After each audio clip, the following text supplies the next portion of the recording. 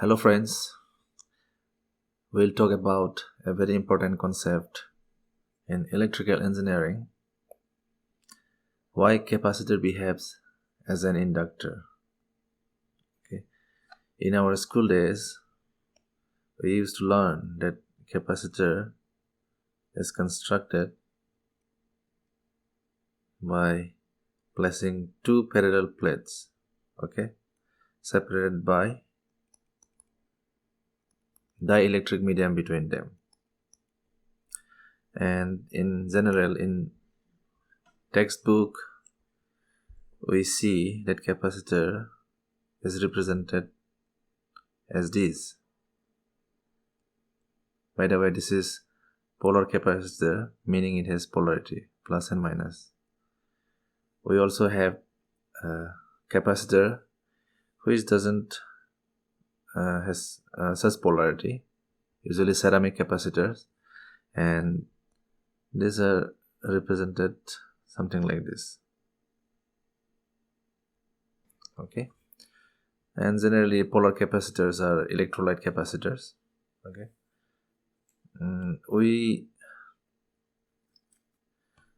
but capacitor, as we know, is not ideal. Okay, it has many parasitics due to the very nature of its construction.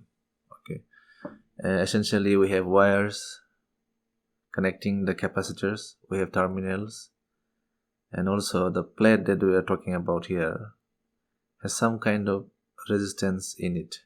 Okay, so lumped model of capacitor is usually series resistance ideal assumption of capacitors, and this parasitic resistance here is known as equivalent series resistance. All right, and we all know that it doesn't matter whether a wire is straight, whether it is long, whether it is short, or whether it is spiral, we have always inductance associated with it. Okay, maybe the inductance may not be substantial, but it is always there. Whenever there is a flow of current in any conductor, there is some kind of inductance associated with it. Okay, so generally this inductance here is known as ESL, equivalent series inductance. Also, we have another resistance R, parasitic. Okay, this is parallel resistance. We all know that the capacitive reactance XC is given as 1 by omega C, or 1 by twice by FC. Okay, this is in radian and this is in hertz. And inductive reactance XL is equal to omega L, or twice by F into L.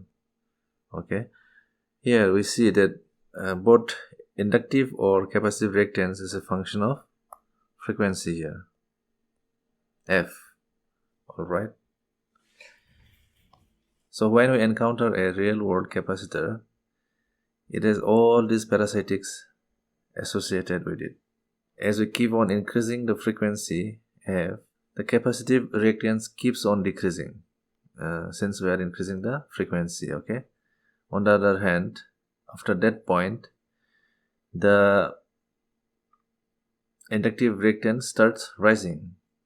So if we plot this reactance here, there comes a point where capacitive nature of the capacitor will start to decrease. Okay, and here it comes a point, this is known as self resonating frequency of the capacitor. Okay, SRC. Beyond this point, beyond this frequency, the ESL, equivalent series inductance, will start to appear. Okay, and it will start to dominate these characteristics. All right, and I will show you in a simulation in LT Spice. So let's open the LT Spice and we'll try to create the circuit. We had an ideal capacitor C.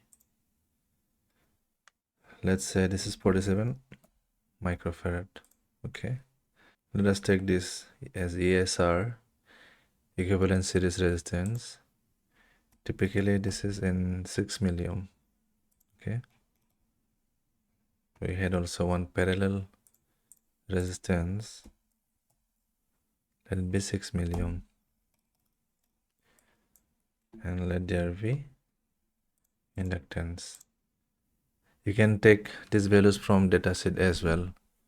Alright, there are datasets available online, and we have various manufacturers of capacitors like Murata Corporations, Panasonic. You can download the datasheet and you can take these values. I took this as a typical example. These are typical values. Okay, so this is the lumped model of capacitors that I was talking about. Okay, so in any practical capacitors, these are the parasitic elements: ESR, parallel resistance, and ESL, equivalent series inductance. So let us do frequency response analysis. Let us take the amplitude as 1 at some ground. So let's run it. We'll do AC analysis. Let us swap the frequency from 100 Hz to 10 megahertz. Probe it here. See. So this is the self-resonating frequency of the capacitor. Okay. This axis represents the magnitude. Essentially, this is a body plot. Okay. So this is magnitude. And this dotted line here represents the phase angle. Okay, you see there is a phase change, phase reversal when the capacitor starts to behave as inductor. We'll talk about body plot in detail in later videos. Below this point or below this frequency, the capacitor is behaving as it should behave. Okay, it is acting as a capacitor. But beyond this self-resonating capacitor, the inductance begins to take charge. Okay, we are increasing the frequency from 100 Hz to 10 megahertz. Okay, so beyond this point, the capacitor will behave like a inductor, and this is a very important concept in designing practical circuits, which we'll cover in later videos. Thank you for watching.